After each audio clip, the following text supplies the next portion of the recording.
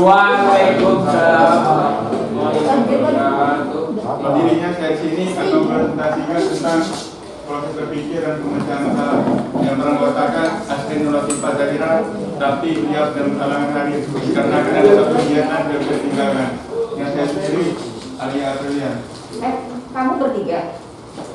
Dua. Oh, berdua.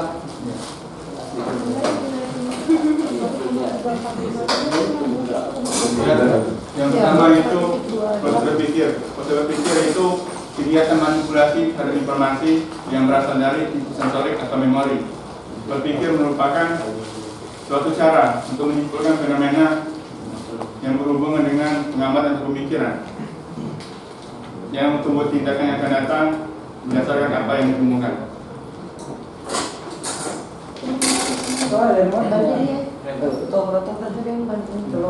Ada rumahnya nggak?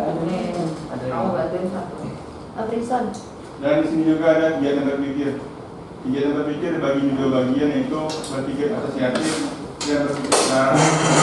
Berpikir asosiatif itu proses berpikir di mana satu ide merancang timbulnya ide lain. Dan berpikir dalam proses berpikir asosiatif tidak ditentukan atau diarahkan sebelumnya. Jadi ide-ide timbul secara bebas tanpa ada batasan.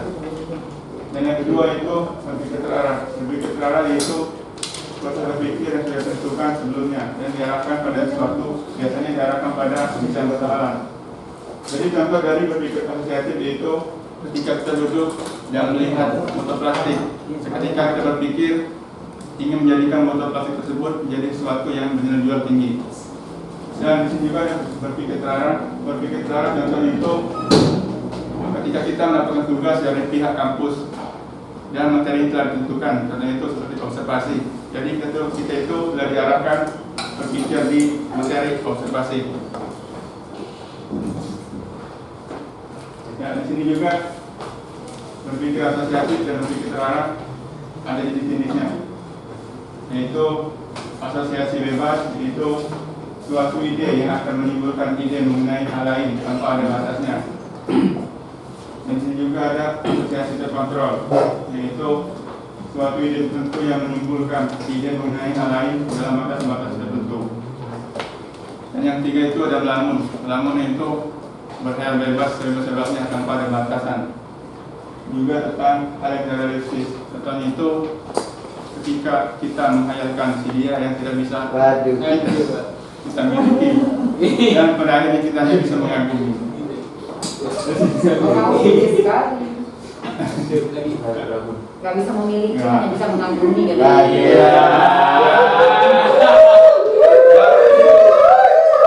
Siapa nih? Ya,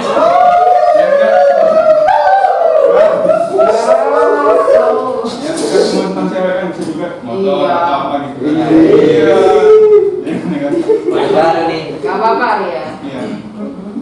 Juga ada pikiran ya. Ide-ide tentang berbagai hal yang timbul secara tidak disadari pada waktu tidur. Dan sini juga ada jenis-jenis berpikir terarah. Berpikir terarah juga dibagi menjadi dua, yaitu berpikir analitik, yaitu berpikir konvergen, cenderung menyempit dan menuju jawaban yang tunggal. Contohnya itu ketika kita mencari tahu tentang suatu masalah dari awal hingga akhir. Terus juga ada berpikir kreatif. Berpikir kreatif itu menentukan hubungan-hubungan baru antara berbagai hal, menemukan pencapaian baru dari suatu soal dan sebagainya untuk memperoleh lebih dari satu jawaban.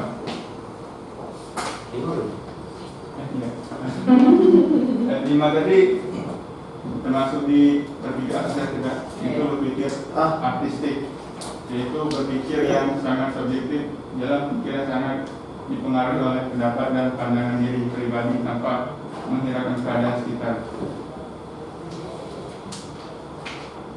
Dan ini adalah strategi pemecahan masalah, yaitu salah satu bagian dari proses pemecahan masalah adalah pengambilan keputusan yang diartikan sebagai pengambilan solusi terbaik dari sejumlah alternatif yang tersedia.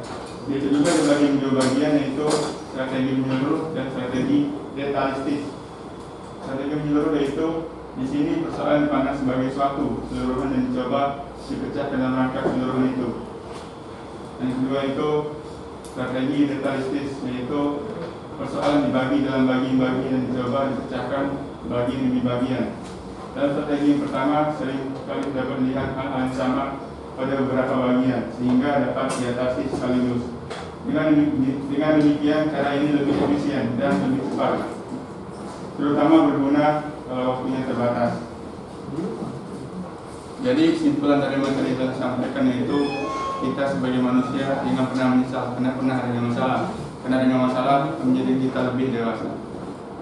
Jika ada yang ingin ditanyakan, boleh ditanyakan. Tapi pertanyaan sebatas sih. Satu. Pertanyaan. Satu orang. Oh, siap. Ada berapa orang nih? Pakai dua apa?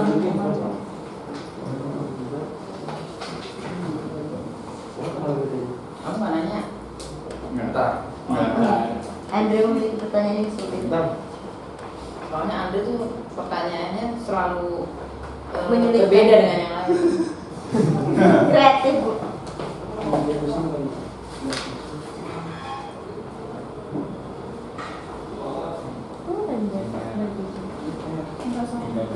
Kan bisa diup gitu ya?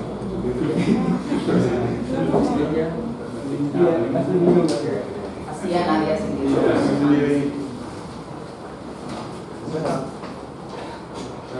Baca-baca aja dulu nggak apa-apa. Kalian baca-baca, kalian coba pahami. Ya. Arya sudah posting di GCR belum nih? Sudah. Belum ya? Kalau hafalannya kan sudah ya.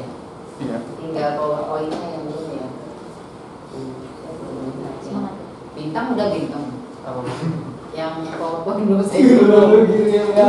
Ya itu di laptop tuh. Oh iya. Belum juga. Belum. Belum.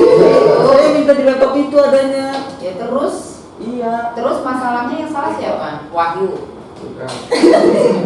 Kelompoknya kelompok siapa? Kelompok saya Nah kamu sama siapa? sama Ilham. Nah terus kenapa Wahyu yang salah? Enggak di laptopnya Wahyu. Nah ya terus kenapa? Kok nggak dipindah-pindah? Saya minta kirimin, sama dia belum dikirim-kirim. Nanti ya pulang langsung kamu, kalau dia nggak ngirimin kamu kirim sendiri Iya aja. iya mudah-mudahan. Lupa loh. Ini aku bisa semua. Biasanya kalau sudah sampai rumah nggak ingat. Makanya mumpung di kampus kerja.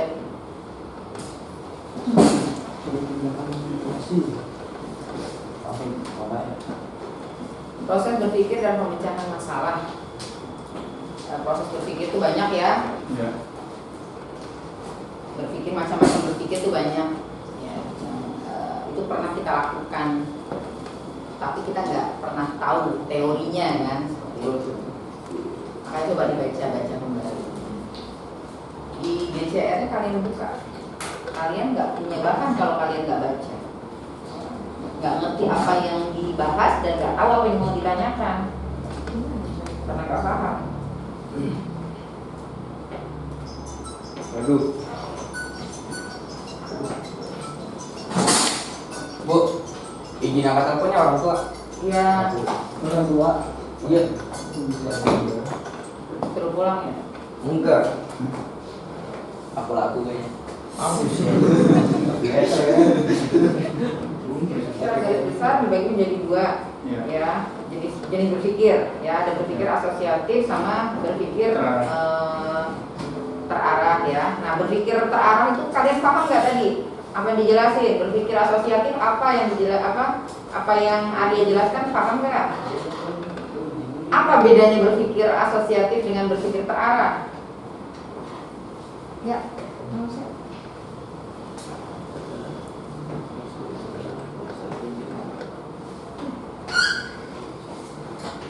Jadi hasilnya masuk ke sini. Ya. Bentar. Yang saya sama itu kita hasil. Iya, kalau hasil.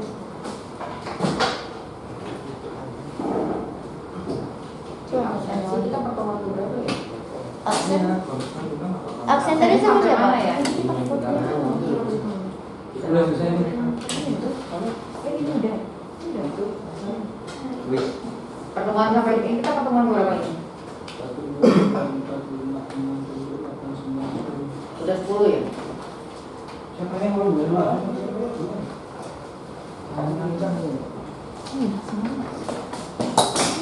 tinggal satu pertemuan lagi ya.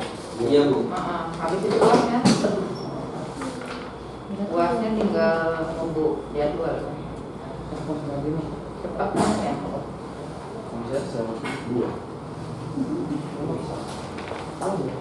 Ya, ambil dipelajari dulu nggak apa-apa. Kalian baca-baca dulu. Kalian coba pahami. Enggak. Belum. Kalian bisa nggak membedakan? Kalian paham nggak sih berpikir asosiatif? Enggak paham. Enggak. Belum. Berpikir terarah? Enggak juga. Kalian sudah baca? Belum. Kalian udah baca? Belum. Baca Baca dulu baru jawab. Kalau kalian sudah membaca, berusaha memahami dan ternyata belum paham, ya saya melakukan berpikir asosiatif. Sering banget. Sering kita lakukan biasanya berpikir asosiatif. Break para lu. Oh, sorry.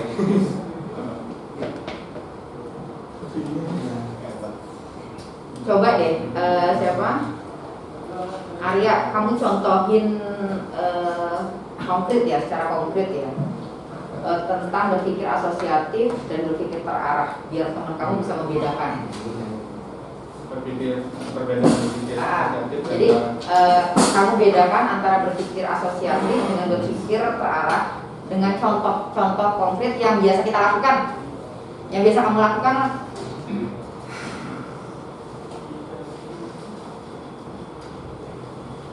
Ya, contoh dari berpikir asosiatif itu contoh kecil aja. Itu pindah itu Ada sini. bukan.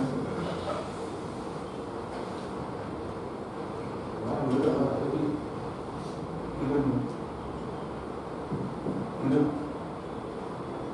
Ya. Tapi kalau apa? Yang tadi. Nah itu tadi.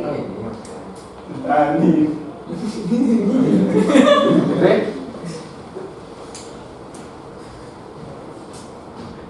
Ya, contohnya itu contoh kecil aja. Contoh sekarang aja, ketika kita melihat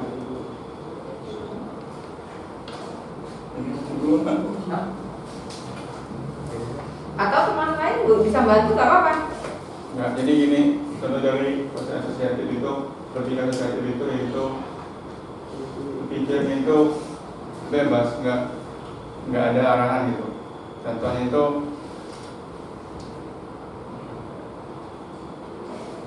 ketika kita melihat sesuatu yang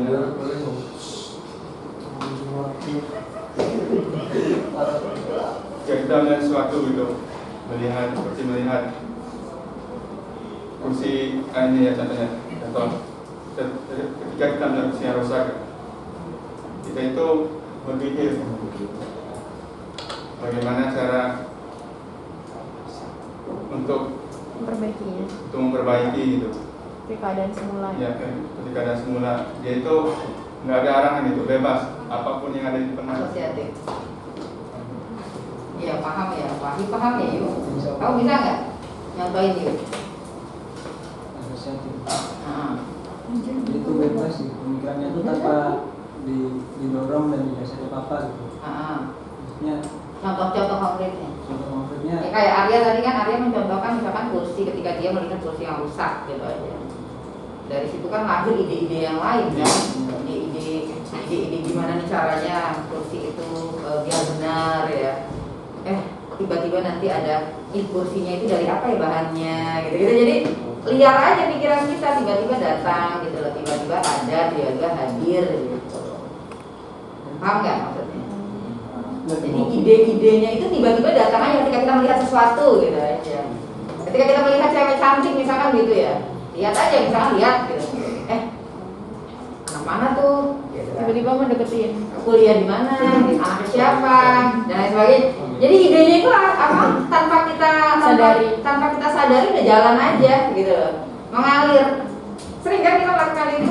Sering. Gitu ya, rasa lapar, tiba-tiba kebayang makanan, makannya di mana ya, kalau beli ini di mana ya, enaknya siang-siang gini makan apa ya, dan sebagainya. Terus itu asosiatif. Kalau terarah Kalau menurut saya sih kalau pemikiran terarah itu pemikiran yang udah dasarnya udah ada, maksudnya ingin mencapai tujuan ke depannya, Bu. ya, itu kebalikan dari si asosiatif tadi ya. Nah, jadi berpikir terarah itu ada yang dicapai, ada harus supaya ingin dicapai. jadi ada pencetusnya gitu loh, ada pencetusnya sehingga kita berpikir gitu. Ada objek lah ibarat kata. Ya, betul, ada objeknya gitu. Ada, kalau misalkan masalah cita-cita berarti kan ada tujuannya. Iya. Dan lain sebagainya gitu. Bisa ya membedakan ya. Bisa, Bu. Dan itu kita pernah lakukan semua. Itu berpikir asosiatif dan berpikir terarah. Ini asosiatif bebas atau asosiatif itu kan banyak macamnya ya. Iya. Ada bebas, ada terkontrol, ada melamun, ada mimpi, ada artistik ya. Nah, itu nanti tinggal kamu beda-bedakan saja. Tadi si Arya sudah beberapa yang dikasih contoh ya. Enggak berapa ya? Aku dengar sih. Ini udah melamun. Ngelakuin apa, Andre? Melamun itu masuk asosiatif. Mimpi masuk asosiatif.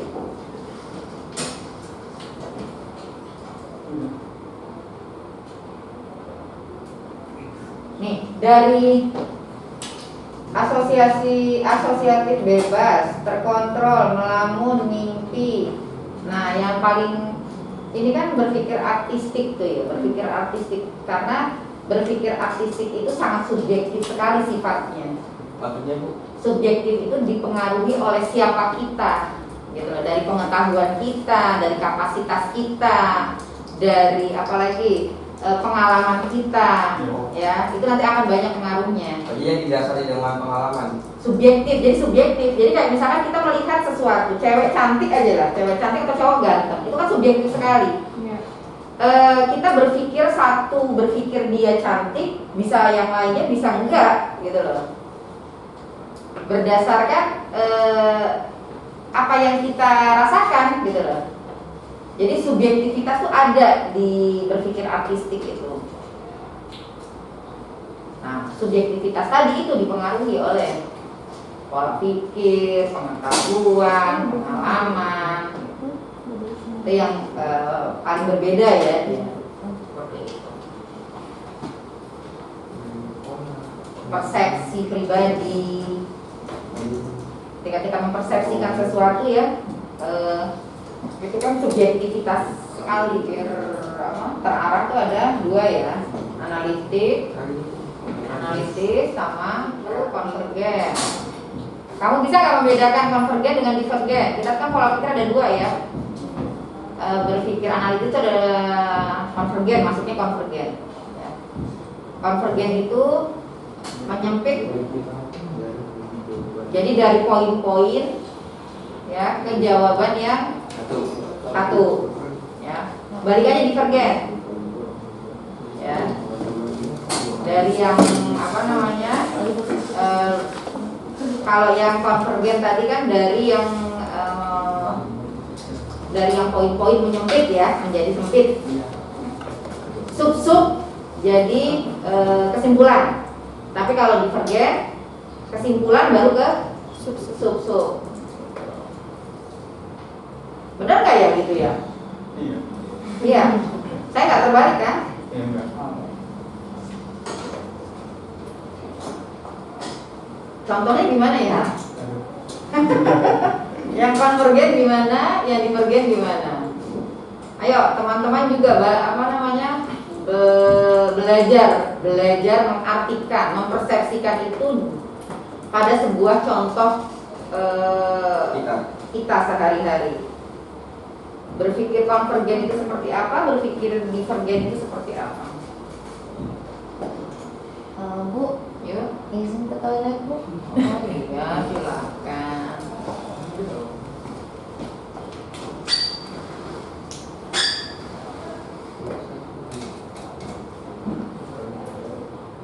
Kalian tuh diem apa bingung apa?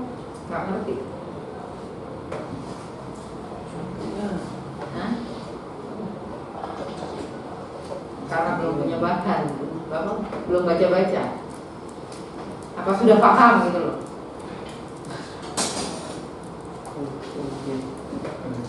Materinya harus sampai loh.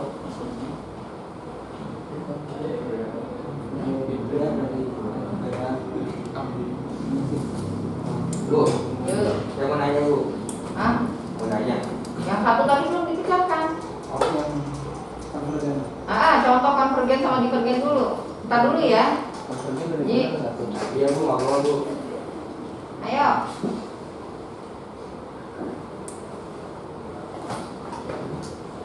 Harus ada yang bisa nyontohin dulu supaya saya tahu kalian paham atau tidak.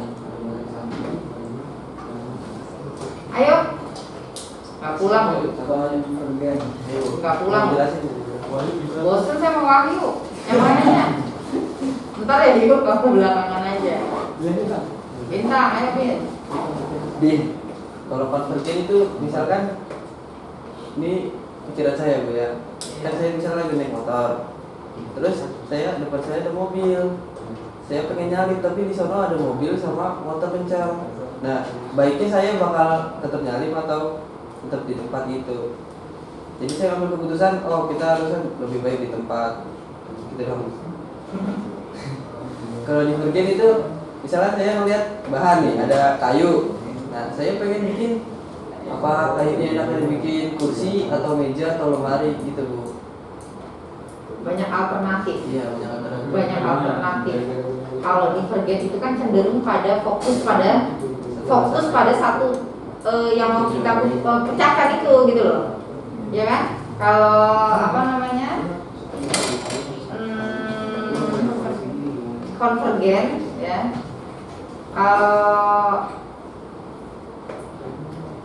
Tadi kamu nyontohin yang mobil yang konvergen atau divergen? Konvergen. Konvergen. Berarti konvergen itu fokus pada Satu tujuan. satu tujuan. Tapi ada beberapa alternatif. Iya. Tapi kan alternatifnya itu kita pilih yang baik yang mana. Kalau misalnya kita nyalip tapi kencang nabrak dong. Gini, kalau konvergen itu tidak ada pilihan. Dia bagaimana caranya supaya saya bisa istilahnya bagaimana caranya supaya saya bisa melalui itu gitu aja. Kita nggak mikirin ada beberapa pilihan-pilihan tadi. Tapi kalau divergen kita banyak kita dihadapkan pada pikiran-pikiran yang lain, pilihan-pilihan yang lain. Gitu. Kita hanya fokus pada bagaimana caranya kita bisa nyalip mobil itu gitu aja. Berarti lewat samping. Ya gimana caranya lah pokoknya gitu. Hanya pada intinya saja sampai situ doang gitu loh. Akhirnya kita mengambil keputusan ya itu gitu loh. Tapi kalau divergen itu banyak cara ya, istilahnya banyak pemikiran yang kita pakai gitu. Itu nanti akan berpengaruh terhadap bagaimana kalian mengambil sebuah keputusan ya.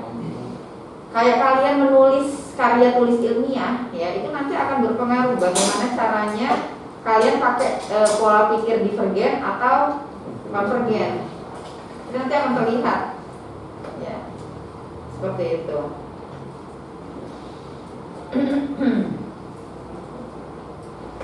Belum paham ya? Paham gak sih? Arya, kamu gimana ya? Apa? Kalau dihubungkan dengan otak kanan dan otak kiri, otak kanan atau otak kiri yang lebih kreatif? Untuk kreativitas itu masalah lebih pada otak kanan atau otak kiri? Kanan. Kreativitas. Kiri, Kanan. kiri, kiri, kiri. Kanan kiri. Kanan. Masa kiri? Kiri kanan itu. Otak apa? Kiri, Kanan. kiri. Otak-otak. Kanan ya. Kita nyilang ya. Kanan. Makanya orang yang lihai di tangan kiri kita lebih kreatif, kreativitas lebih tinggi.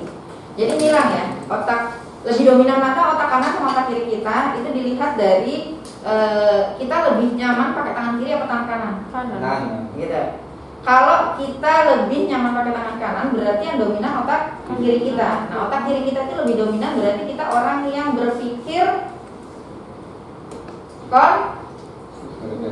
konvergen. Ya, seperti itu. Ya, jadi berbanding terbalik. Kalau kita mau lihat itu, apa namanya, kita tuh otak kita dominan mana sekarang namanya? Anjing mau nanya apa sih?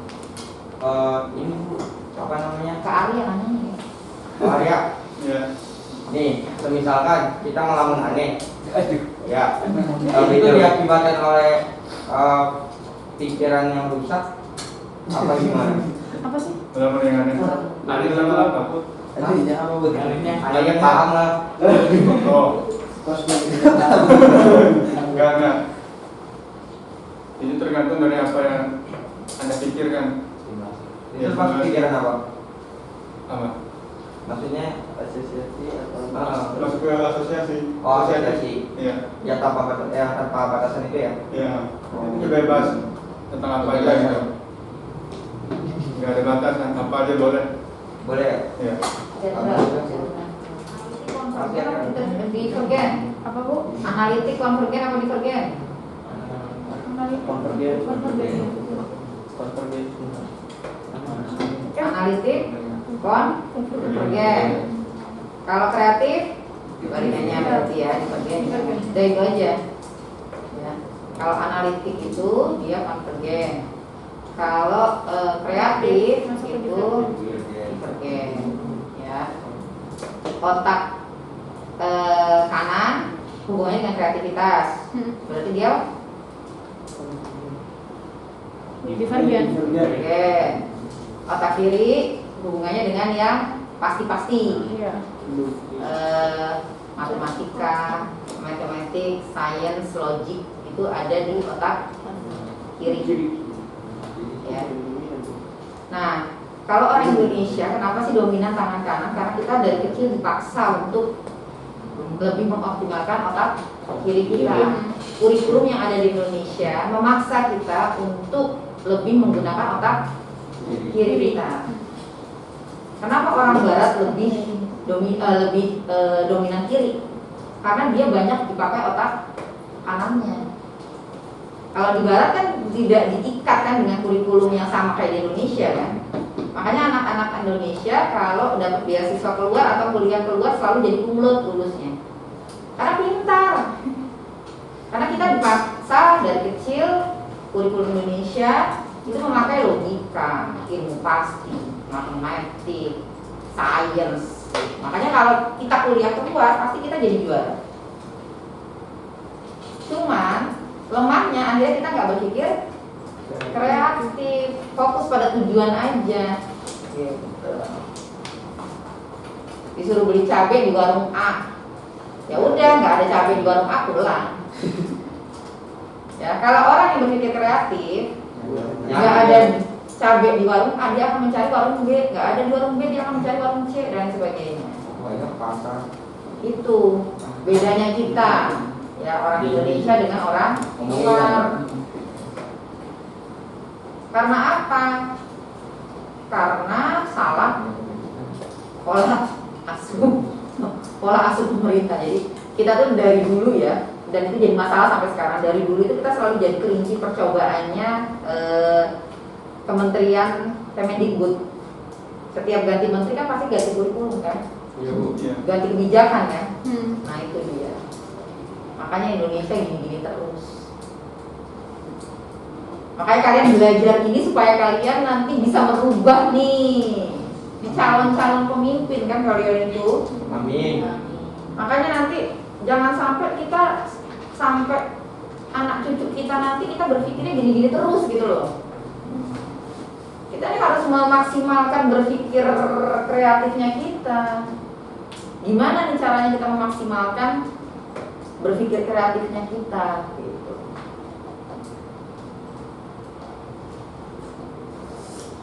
Jangan pernah takut, istilahnya gini loh. Ketika kalian merasa gini, beda ya orang yang malas sama orang yang bukan passionnya. Kalau orang yang malas itu nggak pakai usaha, dia sudah menganggap nggak suka saya sama matematika, misalnya seperti itu. Tapi kalau orang yang bukan passionnya, dia sudah berusaha semaksimal mungkin, ternyata dia dia tidak menguasai, belum menguasai, nggak bisa menguasai. Walaupun dia nanti bisa, tapi tidak menguasai. Nah itu bukan passion. Beda sama orang males. Nah kebanyakan kita kan males, belum dicoba tapi sudah bilang nggak bisa, matematika susah, matematika nggak menyenangkan, aku benci matematika. Padahal dia nggak berusaha. Gitu.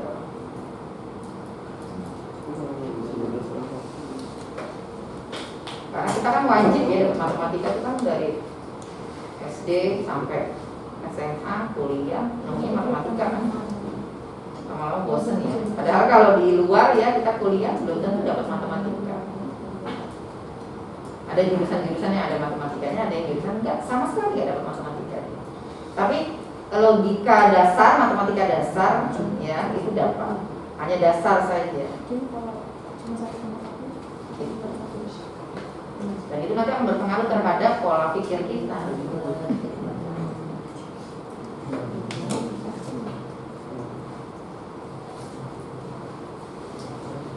Oke, paham ya sampai sini ya? Berpikir analitik, divergen apa konvergen? Konvergen. Iya, berpikir kreatif, divergen. Otak kanan identik dengan Tangan kiri. enggak, maksudnya konvergen apa divergen? Otak kanan, Konvergen. otak kanan, Divergen. itu aja masih bingung. Gimana sih? Otak kanan apa? Divergen. Ya, otak kiri? Konvergen. Udah itu aja.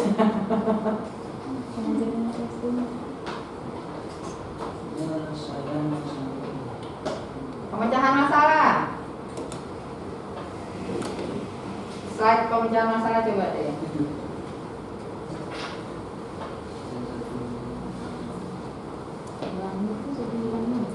Jadi kalau diibaratkan berpikir konvergen itu, berpikir konvergen, berpikir analitik itu kayak vertikal ya, kita lurus aja gitu kan ya, ya kan? Tapi kalau berpikir divergen atau berpikir kreatif, macam-macam, banyak cabang lah ya. Nah, seperti itu. Oke. Strategi pemecahan masalah ada menyeluruh, ada detailistik, bisa membedakan.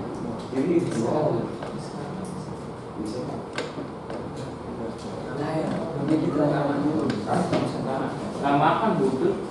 Ya ada dua. Menurut apa? Bisa nggak membedakan? Kalau masalah detailisi itu kayaknya sebuah pemikiran yang lebih intinya satu masalah, ibaratnya dia berpikir ke satu arah, tetapi dia memiliki pikiran seperti resiko jangka panjangnya atau jangka pendeknya, itu yang detail. Nah kalau yang menyeluruh itu dia hanya sebatas berpikir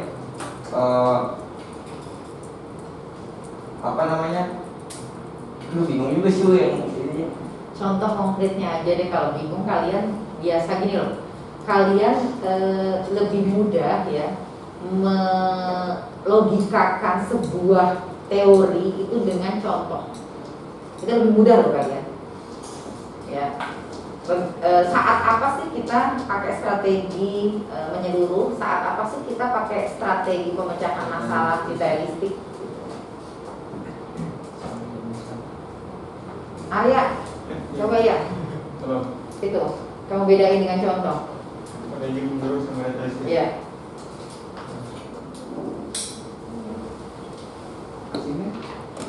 Saya mau jawab. Contohnya kayak kalau kita lagi punya baik masalah, kalau pemikiran menyeluruh itu kita pasti berpikir untuk bagaimana caranya itu semua masalah kelar. Tapi kalau yang detail itu dia dipilih satu-satu, dipikirkan resikonya apa satu-satu itu cara begitu. Iya, seperti itu ya. Jadi kalau menyeluruh kita memikirkan itu satuan. Satu kesatuan gitu loh, utuh gitu loh, pikirannya itu utuh. Tapi kalau yang detailistik itu kita bagi-bagi. Jadi menyelesaikan yang ini dulu, baru yang ini. Kalau sudah selesai, kalau Itu cabang-cabang. dibagi per bagian. Kayak misalkan kita mau benerin sebuah mobil rusak. Apanya yang harus diperbagi? Nah, kalau kita yang menyeluruh berpikir pemecahan masalah yang menyeluruh, kita melihat mobil itu sebagai suatu kesatuan. Gitu loh. Yang penting beres gitu aja kan. Tapi kalau yang detailistik, mobil itu kan terdiri dari beberapa bagian kan. Ya, apanya, misalkan akinya, motor atau mobil lah, kendaraan bermotor, bensinnya kah, ininya kah. Kita berusaha untuk melihat itu per bagian, per detail-detailnya. Gitu. Seperti itu, ya. Lebih nyaman yang mana sebenarnya? Lebih gampang kita memecahkan masalah yang mana? Lebih mudah yang mana? Yang lebih menyeluruh sih. Menyeluruh. Kayaknya Karena bagi-bagi tuh. berbeda. Tapi kita cenderung makanya. Nah, itu dia. Kita cenderung menyeluruh kan berpikirnya. Strategi pemecahan masalah kita tuh menyeluruh, pengennya cepat selesai gitu kan? Iya. Padahal lebih efektif, efisien ketika kita memecahkannya per bagian. Gitu kan? Ya itu. Karena kita biasa melakukan itu. Makanya dari sekarang ya, setelah kita dapat materi ini, coba deh belajar kalian ketika memecahkan masalah itu lebih ringan secara detailistik. Per bagian, kalian bagi-bagi. Masalah kan banyak kan? Pengennya kan masalahnya semua selesai kan? Iya. Karena kita berpikir pokoknya harus selesai, akhirnya nggak selesai kan seringnya. Iya nggak? Sampai sekarang aja kalian nggak tahu cara belajar yang baik gimana. Iya nggak? Kalau kalian pecah-pecah itu cara belajar yang baik, ya waktu yang tepatnya kapan? Ya, kalian belajar apa dulu? Strategi belajar yang kayak apa? Media belajar yang kayak apa? Gaya belajar kalian kayak apa? Sesuaikan. Itu kan kalian pasti lebih mudah kan untuk mencapainya. Gitu loh. Tapi biasanya kalian gimana sih cara belajarnya? Cuma mikir aja gimana cara belajarnya, gitu-gitu doang kan? Karena kita biasa melihat secara keseluruhan, nggak kita pecah-pecah. Akhirnya nggak selesai masalahnya. Datang lagi masalah baru gitu lagi. Datang lagi masalah baru gitu lagi. Akhirnya banyak masalah. Kalau sudah banyak masalah, stres, puyeng, sakit,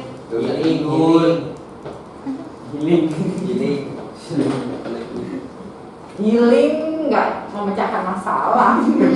Tetap aja begitu selesai healing sampai rumah masalahnya. Iya kan, ya berarti harus dipecahkan ya. Makanya biasakan kita memecahkan masalah itu secara detailistik. Tapi Bu, kalau misalnya masalahnya tiba kata kayak gini Bu, saya punya masalah sama orang nih. Nah terus saya mau coba ngomong baik-baik nggak mau, terus dia memilih baku hantam gimana? Waduh. Ya gini loh, dia ngajakin berantem, ya, dia ngajakin kekerasan. Bisa nggak diselesaikan secara tidak kekerasan? Misalkan dia langsung menyerang kita. Yang pertama kita lakukan apa? Ya membela diri lah. Kalau itu udah dalam keadaan seperti itu ya masa kalian ikhlas-ikhlas aja dipukulin, pasti membela diri kan? Tapi apa dengan cara kayak gitu bisa benar-benar langsung selesai Bu? Ya enggak juga. Makanya perlu ada pemecahan masalah. Gitu loh. Caranya gimana? Kalau misalkan dia langsung mukul kita, ya kita membela diri. Selesai itu baru kita pikirkan cara menyelesaikan masalahnya. Karena kan yang memulai bukan kita kan? Dia kan? Kecuali kita yang langsung baku hantam.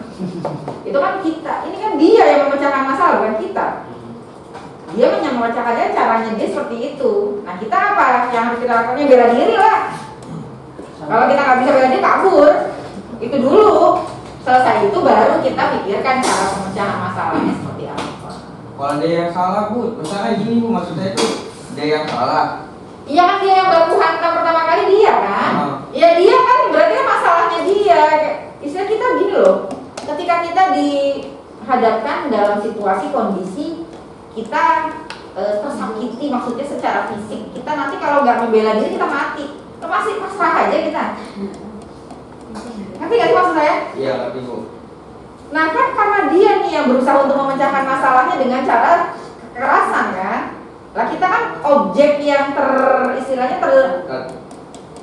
objek yang tertimpa masalahnya dia gitu loh. Nah kalau misalkan kita mau berpikir nanti memecahkan masalahnya secara detailistik atau menyeluruhnya, itu nanti setelah kejadian baku hantamnya itu dulu. Ya pada saat di baku hantam kalian itulah membela diri dulu lah. Oh. Ngerti gak sih maksud saya? Nanti Bu. Ya kalau enggak kalian bonyok lah. Wafat. Kalau saya nyantek boleh nggak? Santet. Pelet aja pelet. Satu. Ya santet zaman. Kamu masih hidup di zaman kapan? Zamannya Aji. Mega Dapus. Masih ada santet ya, santet dari zaman ini. Gini loh ya, kalian kan punya iman ya. Kamu kan punya iman. Kalau kamu nyantet itu masih dalam apa? Misal Bu. Kalau nggak ada cara lain ya? Ah, Kalau nggak ada Nyantet itu cara pemecahan masalah secara menyeluruh apa detailistik? lebih dari Bu. Hah? Bukan Bu, malah nambah Enggak lah, masalah. menyeluruh lah, dia pengen cepat selesai kan. Oh iya. Ketika kita berpikirnya menyeluruh, kadang salah jalan. Masalah nggak selesai tapi nambah masalah baru. Ya. Itu tuh seringnya. Bu, berarti kalau seandainya saya punya motor terus motor saya rusak, terus saya jual beli baru, itu strategi menyeluruh dong. Jual beli maksudnya Saya jual jual baru. iya bisa jadi. Oh, Bisa jadi. Maksudnya nggak mau repot kan? iya. Kok berpikir menyeluruh itu nggak mau repot istilahnya. Instan. Instan. Pokoknya berpikir instan tuh menyeluruh. Asik motor baru. Pokoknya kelar gitu, pokoknya kelar gitu. Asik. Motor baru. Kalau kita isi kan dia akan berpikir nih kalau motor rusak apa aja dulu yang rusak nih gitu kan. Saya harus ngapain? Gitu. Sombong. Sombong. Sama dengan motor baru. Iya. Cara Boleh mengatasi. pinjem. Kita tuh udah mikir kita nyelesainnya harus pakai detailistis nih. Tuh. Tapi di pikiran kita tuh kebayang masalahnya secara utuh gitu. Jadi itu gimana cara mengatasinya? Nah itu dia, sering itu kadang-kadang yang akhirnya menghambat kita untuk menyelesaikan masalah secara detailistik gitu loh. Karena gini loh ya, setiap masalah itu kan pasti ada akar permasalahannya. Dan akar permasalahannya itu kan sebenarnya bisa diselesaikan secara poin per poin gitu loh. Nah, yang perlu kita siapkan itu cara berpikir kita, mindset kita yang perlu kita setting gitu loh. Cara berpikir kita yang perlu kita setting.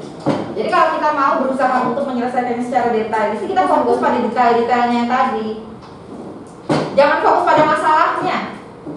Intinya tuh kita jangan fokus pada masalahnya, tapi fokus pada cara penyelesaiannya. Bisa gak bedain? Iya.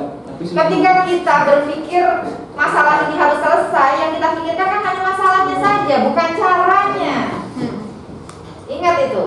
Tapi ketika kita berpikir detailistik ya, kita akan berpikir bagaimana cara menyelesaikannya. Gitu. Karena kita nanti akan melihat masalah itu per poin, per bagian. Nggak utuh. Karena kalau utuh berat. Gitu loh. Makanya kenapa saya kemarin saya sempat ke kalian, coba deh kalian bikin apa namanya mapping ya, mapping tentang masa depan kalian, mimpi kalian mapping. Terus kalian tentukan, kalian bikin strategi supaya kalian bisa mencapai itu dengan cara apa saja. Nah itu saya mengajak kalian tuh memecahkan masalah secara detailistik per bagian. Ketika saya mau menjadi ini, saya harus melalui jalan apa saja. Nah untuk melalui jalan apa sajanya tadi kan harus ada strategi lagi kan, gitu. Dan itu terus dikontrol, terus kalian follow upin, kalian checklist.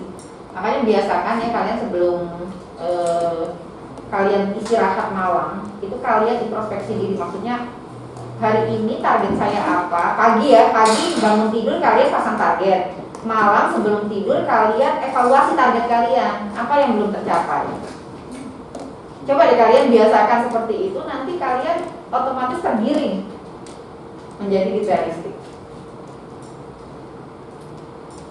Kalau kita kan malas ya, kebanyakan kita malas.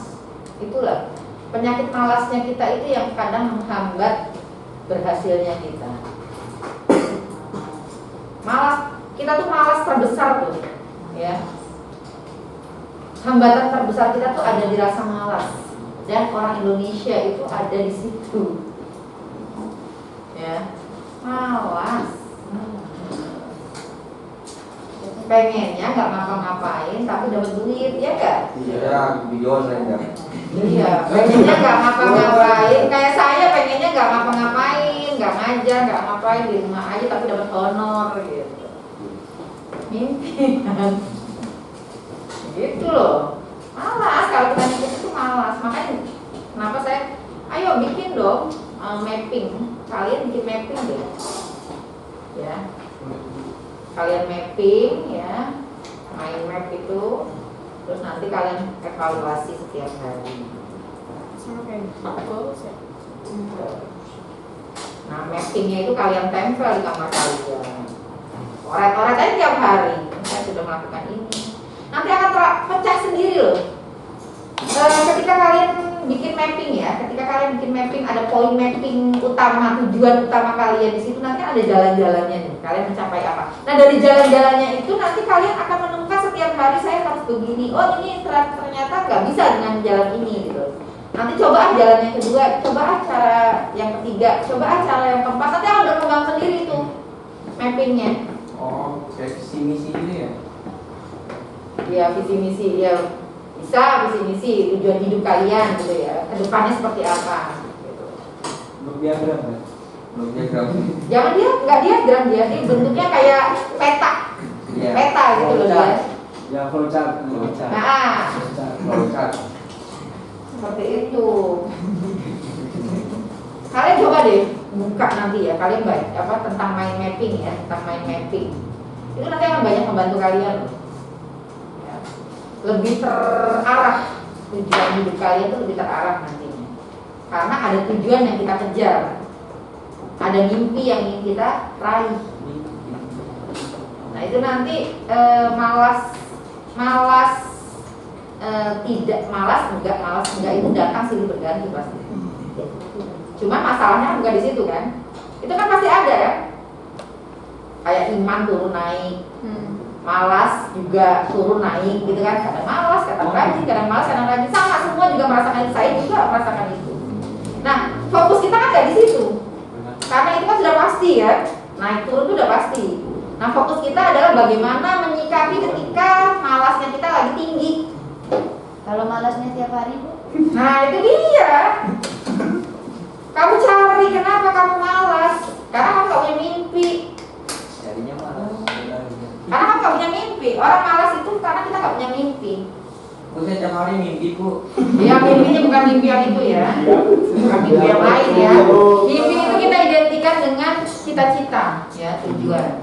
Jadi ini di tengah itu biasanya tujuan kita, ya. Tujuan. Misalkan jadi Pengusaha muda. pengusaha sukses. Terus pengusaha. Pengusaha apa? Nanti kita detailkan lagi nih pengusaha apa kamu capai nih, gitu kan? Sawit. Yang soleh misalkan gitu. Bukan bang soleh ya. Yang soleh gitu ya. Nah nanti di sini nih ada jalannya nih kalian dengan apa gitu kan? Langkah pertamanya harus apa? Langkah keduanya harus apa? Dipecah-pecah nanti ini. Nah dari jalan ini nanti pecah-pecah lagi. Kalian harus ngapain? Pecahin. Sampai nanti ketemu detail-detail. Kayak gitu. Malas itu biasanya ada setiap hari karena kalian gak punya tujuan, gak punya mimpi yang akan kalian raih. Mimpinya itu hanya sebatas ini bacot. Ya, sebatas verbalnya saja. Aku mau jadi ini nanti, mau jadi bos Alkes misalnya seperti itu. Mau jadi bos Alkes, tapi cuma di sini doang, sampainya di ujung lidahnya doang, nggak masuk ke sini, enggak. Kalau masuk ke sini, makanya kan ada yang pepatah yang mengatakan bahwa ketika ilmu kita sudah sampai di hati, ya, kita itu cenderung tidak banyak bicara, tapi banyak melakukan. Tapi kalau ilmu kita masih di mulut, sebatas di mulut doang, itu biasanya kita banyak bicara, sedikit melakukan. Gitu. Jadi ciri ilmu yang sudah masuk ke dalam hati, maksudnya merasuk gitu ya, ilmunya itu benar-benar ada di diri kita, itu biasanya orangnya tidak banyak bicara, tapi banyak melakukan.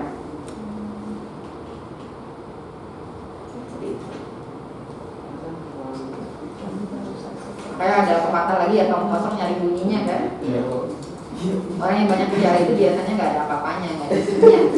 Coba tak bisa ada. Dokter tes. Just out action.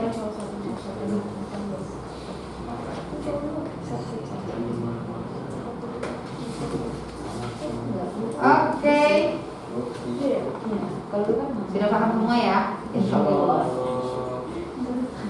Nah, kalau ada soal otak kanan yang hubungannya dengan berpikir konvergen atau divergen, udah bisa lah.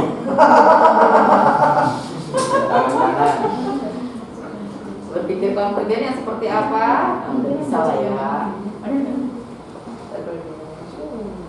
Kalau kalian paham, tadi ya, kalau kalian paham gampang jawabnya. Kalau kalian nggak paham itu ya kadang-kadang susah jawabnya. Oke, makanya banyak baca, ya, banyak baca, dipelajari kembali, ya. Insya Allah nanti paham nih. Oke, ayo kalau nggak ada yang ditanya-tanya kita pulang. Sekian presentasi dari saya. Jika ada salah kata saya mohon maaf. Saya akhiri. Wassalamualaikum warahmatullahi wabarakatuh. Waalaikumsalam warahmatullahi wabarakatuh.